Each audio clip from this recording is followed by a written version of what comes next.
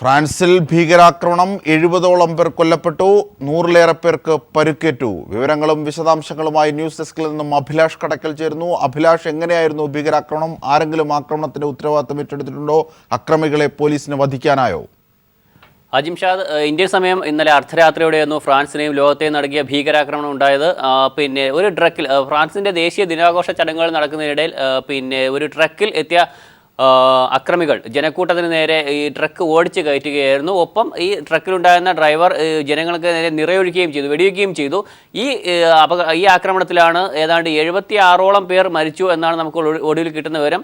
എന്തായാലും ഈ ആക്രമണത്തിൻ്റെ ഉത്തരവാദിത്തം ഇതുവരെ ഒരു ഭീകര സംഘടനയും ഏറ്റെടുത്തിട്ടില്ല. ഇന്നലെ അർദ്ധരാത്രിയോടെയായിരുന്നു സംഭവം. ഈ സംഭവം ഉണ്ടായ ഉടനെ തന്നെ സുരക്ഷാ സൈനികർ രംഗത്തെത്തുകയും ഈ അക്രമികളെ വെടിവെച്ച് കൊല്ലുകയും ചെയ്തിട്ടുണ്ട്. ഇതുവരെയും ഈ ഭീകരാക്രമണത്തിൻ്റെ ഉത്തരവാദിത്തം ആരും ഏറ്റെടുത്തിട്ടില്ല. ഏറ്റവും നമ്മൾ ശ്രദ്ധിക്കേണ്ട ഒരു കാര്യം, കഴിഞ്ഞ ഒരു വർഷത്തിനിടെ ഫ്രാൻസ് നേരിടേണ്ടി വന്ന മൂന്നാമത്തെ ഭീകരാക്രമണമാണിത്. ആദ്യം പ്രവാചകന്റെ വിവാദമായ കാർട്ടൂൺ പ്രസിദ്ധീകരിച്ചു എന്ന പേരിൽ ചാർലി ഹെബ്ദോ വാരികയുടെ നേരെയുണ്ടായ ആക്രമണം നമുക്കറിയാം. അന്ന് 12 പേരാണ് ജനുവരിയിലുണ്ടായ ഈ ആക്രമണത്തിൽ കൊല്ലപ്പെട്ടത്. അതിനുശേഷം വീണ്ടും ഫ്രാൻസിൻ്റെ ഹൃദയം തകർത്തുകൊണ്ട്, ഫ്രാൻസിൻ്റെ ഹൃദയത്തെ നടുക്കിക്കൊണ്ട് ഒരു ഭീകരാക്രമണം കൂടി ഉണ്ടായി. ഫ്രാൻസിലെ 6 ഇടങ്ങളിലായി നടന്ന ഭീകരാക്രമണം, അത് ഈ ചാർലി ഹെബ്ദോ വാരികയുടെ ആക്രമണം നടന്ന അതേ പ്രദേശത്ത് നിന്ന് കുറച്ച് അകലെ മാത്രമായിട്ടാണ് അതിൽ ഒരു ഭീകരാക്രമണം നടന്നത്. അന്ന് അവിടുത്തെ ഒരു ഫുട്ബോൾ സ്റ്റേഡിയത്തിലും, ജർമ്മനിയും ഫ്രാൻസും തമ്മിലുള്ള സൗഹൃദ ഫുട്ബോൾ മത്സരം നടക്കുന്നതിനിടെയായിരുന്നു സ്റ്റാൻഡിഫൈഡ് സ്റ്റേഡിയത്തിൽ നടന്ന ആക്രമണം. അതുപോലെ തന്നെ ഒരു റെസ്റ്റോറൻറ്റിലും ഒരു സിനിമാ തിയേറ്ററിലും ഒക്കെ ആയിരുന്നു അന്ന് ആക്രമണം. പൊതുനിരത്തുകളിലും അന്ന് ആക്രമണം ഉണ്ടായി. ആ ആക്രമണത്തിൽ ഏതാണ്ട് 147 പേരാണ് അന്ന് മരിച്ചത്. ഈ ആക്രമണത്തിന് ശേഷം ഒരുപക്ഷെ ഫ്രാൻസിൻ്റെ നേരിടേണ്ടി വന്ന ഏറ്റവും വലിയ ദുരന്തങ്ങളൊന്നാണ് ഇന്ന് കഴിഞ്ഞ അർദ്ധരാത്രിയോടെ ഫ്രാൻസിൽ നടന്ന ഭീകരാക്രമണം. ഈ ആക്രമണത്തിൽ ഒടുവിൽ വിവരം കിട്ടുമ്പോൾ നമുക്ക് 76 പേർ മരിച്ചതായാണ് വിവരം. എന്തായാലും ഒരു ഭീകര സംഘടനയും ഇതിൻ്റെ ആക്രമണത്തിൻ്റെ ഉത്തരവാദിത്തം ഏറ്റെടുത്തിട്ടില്ല. പക്ഷേ സ്വാഭാവികമായും കഴിഞ്ഞ ഭീകരാക്രമണങ്ങളുടെ പശ്ചാത്തലം, ലോകത്തിൻ്റെ വിവിധ ഭാഗങ്ങളിലായി നടക്കുന്ന ഭീകരാക്രമണങ്ങളുടെ പശ്ചാത്തലവും ഇതിനു മുമ്പ് ഫ്രാൻസിൽ തന്നെ നടന്ന ഭീകരാക്രമണങ്ങളുടെ ഒരു കഥയുമൊക്കെ എടുത്ത് നോക്കുമ്പോൾ തീർച്ചയായും IS-നെയാണ് ലോകം സംശയിക്കുന്നത്. ഫ്രഞ്ച് സർക്കാരോ അല്ലെങ്കിൽ ഫ്രാൻസിലെ സുരക്ഷാ സൈനിക മേധാവികളോ ഇന്റലിജൻസ് വൃത്തങ്ങളോ ഇതുവരെയും അത്തരമൊരു സൂചന നൽകിയിട്ടില്ല. മാധ്യമങ്ങളും അത് സംബന്ധിച്ചൊരു വാർത്ത വന്നിട്ടില്ല. പക്ഷേ സ്വാഭാവികമായും ആക്രമണത്തിൻ്റെ ഒരു രീതി കണക്കിലെടുക്കുമ്പോൾ IS-നെ തന്നെയാണ് സംശയിക്കുന്നത്. ഫ്രാൻസിൽ ചാർലി ഹെബ്ദോ വാരികയ്ക്ക് നേരെ നടന്ന ആക്രമണം അന്ന് അൽ-ഖായിദയുമായി ബന്ധമുള്ള ഒരു യൂറോപ്യൻ തീവ്രവാദ സംഘടനയാണ് അന്ന് ഏറ്റെടുത്തത്. അതിനുശേഷം രണ്ടാമത് നടന്ന ഭീകരാക്രമണത്തിൻ്റെ ഉത്തരവാദിത്തം IS ഏറ്റെടുക്കുന്നു. അതിനുശേഷം IS-നെതിരെയുള്ള ആക്രമണം ഫ്രാൻസ് വളരെ ശക്തമാക്കുകയുണ്ടായി. സിറിയയിൽ അമേരിക്കയ്ക്കും സഖ്യകക്ഷികൾക്കും റഷ്യയ്ക്കുമൊപ്പം ഫ്രാൻസും ശക്തമായൊരു വ്യോമാക്രമണം അന്ന് സിറിയയിൽ IS കേന്ദ്രങ്ങൾക്ക് നേരെ നടത്തുകയുണ്ടായി.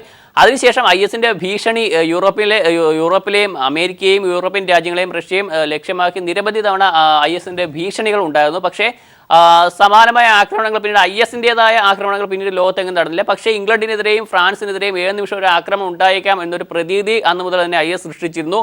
അത്തരമൊരു ഭീഷണി ഉള്ളതായി അവിടുത്തെ ഇൻ്റലിജൻസ് വൃത്തങ്ങളും അവിടുത്തെ സർക്കാരുകൾ തന്നെ സ്ഥിരീകരിക്കുകയും ചെയ്തിരുന്നു. എന്തായാലും ആ ഒരു ഭയം ഇപ്പോൾ യാഥാർത്ഥ്യമായിരിക്കുന്നു എന്നുള്ളതിൻ്റെ സൂചനയായി വേണം ഈ ആക്രമണത്തെ കണക്കാക്കാൻ.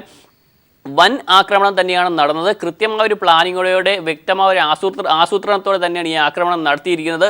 എന്തായാലും ഫ്രാൻസ് എന്ന രാജ്യത്തെ തകർക്കുക, അല്ലെങ്കിൽ രാജ്യത്തെ ജനങ്ങളെ ഭയപ്പെടുത്തുക, ഒപ്പം ലോകരാജ്യങ്ങൾക്ക് ഒരു താക്കീത് നൽകുക എന്ന കൃത്യമായ ലക്ഷ്യം ഈ ആക്രമണത്തിന് പിന്നിൽ ഉണ്ടായിരുന്ന കാര്യത്തിൽ യാതൊരു തർക്കവുമില്ല. അതുകൊണ്ട് തന്നെയാണ് ഒരു ട്രക്കിൽ നിറയെ ആയുധങ്ങളുമായി ഇവർ വാഹനം ഓടിച്ചു വന്നതും ജനക്കൂട്ടം നേരെ ഇടിച്ചു കയറ്റിയതും. സ്വാഭാവികമായ ഒരു ആക്രമണം ഇതിനെ കാണാൻ പറ്റില്ല. കാരണം ട്രക്കിലുണ്ടായിരുന്ന ആൾക്കാർ ജനങ്ങൾക്ക് നേരെ വെടിവെക്കുകയും ചെയ്തു. അപ്പോൾ ചാവേർ ഭീകരർ തന്നെയാണ് എത്തിയത് എന്ന കാര്യം വ്യക്തമാണ്. അവർ ജനങ്ങളെ കൊന്നൊടുക്കുക, ഒപ്പം സ്വയം നശിക്കുന്നതോടൊപ്പം ജനങ്ങളെയും കൊന്നൊടുക്കുക എന്ന കൃത്യമായ ലക്ഷ്യത്തോടെ ചാവേറുകൾ തന്നെയാണ് എത്തിയെന്ന കാര്യം വ്യക്തമാണ്. ഇതിൽ ഏറ്റവും ശ്രദ്ധിക്കേണ്ട ഒരു കാര്യം, ഇപ്പോൾ മറ്റൊന്ന്, ലോകത്തിപ്പോൾ ബ്രസീൽ അടുത്ത ഓഗസ്റ്റ് തുടക്കത്തിൽ തന്നെ ബ്രസീൽ ഒളിമ്പിക്സ് നടക്കുകയാണ്. ഈ ഒളിമ്പിക്സിന് ഭീകരാക്രമണ ഭീഷണി ഉണ്ടായിരുന്നു.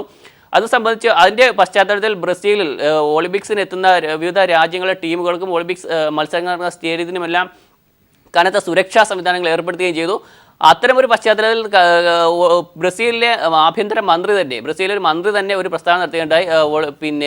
ഒളിമ്പിക്സിലെത്തുന്ന ചില രാജ്യങ്ങളിൽ നിന്നുള്ള ടീമുകൾക്ക് നേരെ ഭീകരാക്രമണം ഉണ്ടായേക്കാം, തീവ്രവാദികളുടെ ആക്രമണം ഉണ്ടായേക്കാം എന്നൊരു പ്രസ്താവന കഴിഞ്ഞ ദിവസം ബ്രസീൽ ഒരു മന്ത്രി നടത്തുകയുണ്ടായി. തുടർന്ന് കഴിഞ്ഞ ദിവസം ഫ്രാൻസിൻ്റെ തന്നെ ഇൻ്റലിജൻസ് ഡയറക്ടർ ഇത് സംബന്ധിച്ചൊരു പ്രസ്താവന നടത്തിയിട്ട് അദ്ദേഹം പറഞ്ഞത് ഫ്രാൻസിന്റെ ഒളിമ്പിക്സ് ടീമിനെ ബ്രസീൽ വെച്ച് ആക്രമിക്കാൻ തീവ്രവാദികൾ പദ്ധതിയിടുന്നു എന്നായിരുന്നു അദ്ദേഹത്തിന്റെ വെളിപ്പെടുത്തൽ. എന്നാൽ ഇത് സംബന്ധിച്ച് ഈ ഒരു വാർത്തയോട് ബ്രസീലിന്റെ സർക്കാരോ ബ്രസീലിലെ അന്വേഷണ ഏജൻസികളോ ഔദ്യോഗികമായ ഒരു സ്ഥിരീകരണം നൽകിയിട്ടില്ല. മാത്രമല്ല ബ്രസീലിന്റെ ഒരു പ്രതികരണം ഇത് സംബന്ധിച്ച് ഫ്രാൻസ് തങ്ങൾക്ക് ഒരു വിവരവും നൽകിയിട്ടില്ല. ഇത് സംബന്ധിച്ച് തങ്ങൾക്ക് പ്രത്യേകിച്ച് അറിവൊന്നുമില്ല. പക്ഷേ ഒരു കാര്യം ഉറപ്പാണ്, ഫ്രാൻസിനെ ആരൊക്കെയോ ലക്ഷ്യപ്പെടുന്നു എന്ന കാര്യം വ്യക്തമാണ്. അത് എന്താണ് എന്നറിയില്ല. പക്ഷേ ലോകത്തിലെ നിലവിലുള്ള സാഹചര്യങ്ങൾ, അത് രാഷ്ട്രീയവും മതപരമായും എല്ലാം ഉള്ള സാഹചര്യങ്ങളുടെ പശ്ചാത്തലത്തിൽ ഫ്രാൻസ് ഉൾപ്പെടെയുള്ള ഏതാനും ലോകരാജ്യങ്ങൾ തീവ്രവാദ സംഘടനകളുടെ നിരീക്ഷണത്തിലായിരുന്നു, അവരുടെ ഹിറ്റ് ലിസ്റ്റിൽ തന്നെ ഉള്ളതാണ്.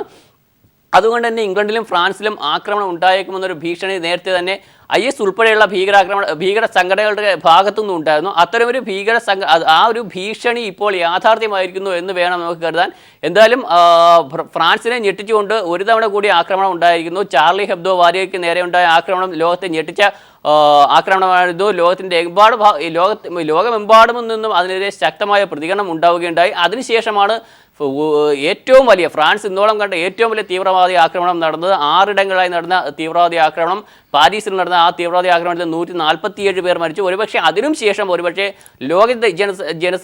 ലോക ജനതയെയും ഫ്രാൻസിനെയും ഞെട്ടിച്ചുകൊണ്ട് ഇപ്പോൾ 76 പേർ എന്ന് നമുക്ക് വേണമെങ്കിൽ ഇപ്പോൾ പറയാം, ഔദ്യോഗികമായി സ്ഥിരീകരിച്ചിട്ടില്ല എങ്കിൽ പോലും കൊല്ലപ്പെട്ട ഒരു തീവ്രവാദി ആക്രമണം ഉണ്ടായിരിക്കുന്നു. 100ഓളം പേർക്ക് പരിക്കേറ്റതാണ് സൂചന. എന്തായാലും പരിക്കേറ്റവരുടെയും മരിച്ചവരുടെയും എണ്ണം ഇനി വർദ്ധിക്കാനേ സാധ്യതയുള്ളൂ. കാരണം ചാവേർ ആക്രമണമാണ് ജനക്കൂട്ടത്തിന് നേരെയാണ്. അതും ദേശീയ ദിനാഘോഷം നടക്കുന്നിടെ അത്രയും ജനങ്ങൾ അവിടെ ഉണ്ടായിരുന്നിരിക്കണം.